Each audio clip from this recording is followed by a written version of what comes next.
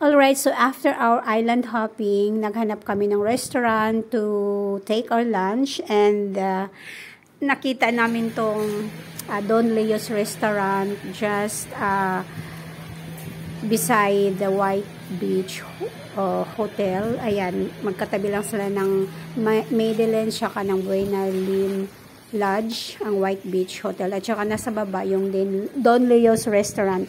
Napaka-generous ng service nila, and then reasonable naman yung price.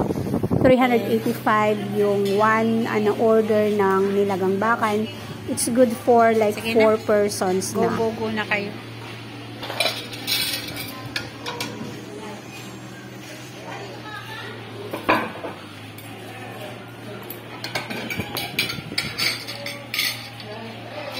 Anong pangalan nito?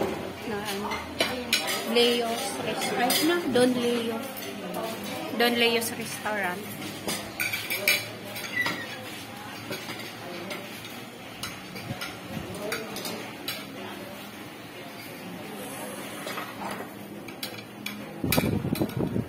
Ay, uy, isang ibang klase. Bakit may ganyan? Kasi para ganyan. No? Sige, Aya, ilagay mo. Ay, sorry. Koping inutusan.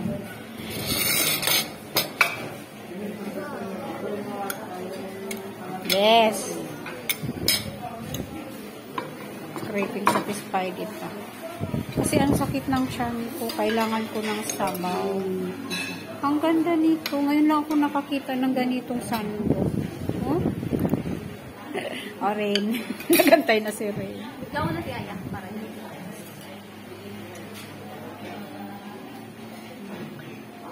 Pero hindi naman siya bulalo, no? Talagang lang. Ano pa kakaiba ng bulalo tsaka nilagang baka? Ha? May munmaro. Calamari rebuscado. Ngayon lang ako nakarinig ng ganyang rebuscado. Pero ano na siya? Ha? May bread.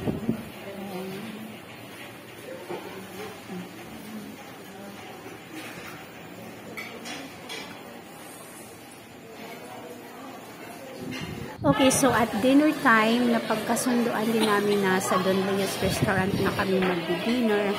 Kasi, affordable yung kanilang prices, at the same time very generous yung kanilang servings at saka mga lutong bahay. So for our dinner, we ordered one bowl of sinigang na bangus and then pakbet.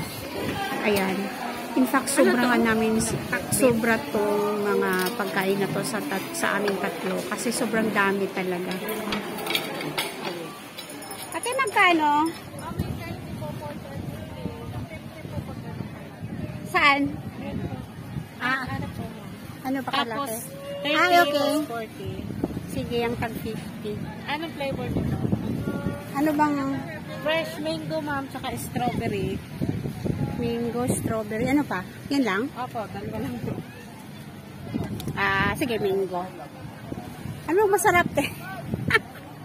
Ano masarap? Anong madalas na binibili nila? Ano, ma'am? Strawberry. Strawberry? Sige, strawberry na lang. Same lang price? Yes, ma'am. 50. Pagalito pa? Ayoko te. Kakariban lang naman ko. Oo nga binabad ko nga sa conditioner bago ako naligo dun sa dagat. Kasi maano dun nga pag naligo. Oo. Tapos ano gagawin ko dyan, te? May sago? Ano yung sago? Yes, Ay, ma'am.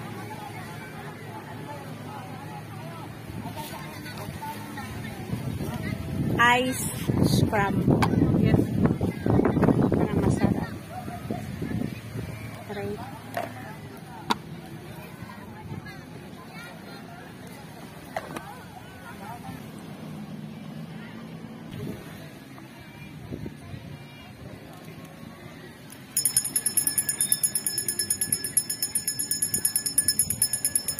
Malakas ang benta mo, te? Hindi po gano'ng kalakas na kasi hindi na naman sa amin. Pero pag maraming tao po, Pero pag summer marami. Nabenta lang may 6,000. Huh? Isang araw? Opo. Ang laki. Pero pag halimbawa normal yung mga halimbawa po, Sabado at Linggo, mga nasa 3 to 4. 3 to 4,000 everyday? Hindi po. Sa linggo? Yung ano lang ma'am, mga Biyernes, Sabado, Linggo o Sabado, Linggo lang. Wala kasing tao man pag tayo. Walang tao. Ano man tao dito? Summer talaga. Summer talaga ma'am, talagang maraming tao. Lalo naman dagsa dito yung pagmahal na araw. Pag mahal na araw. Yung ang dagsa na tao dito. Daming tao talaga ma'am. Ngayon nga eh. Buti naligo kami yung kaninang alas 6 kasi pag alas 7 pala ang gulo na dito, no? Opo. Ako, grabe na. Saka ang gulo na dito sa dagat, parang wala ka nang maano.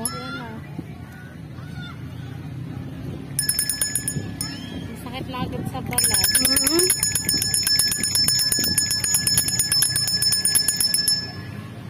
Magkano nga pa-massage dito, te?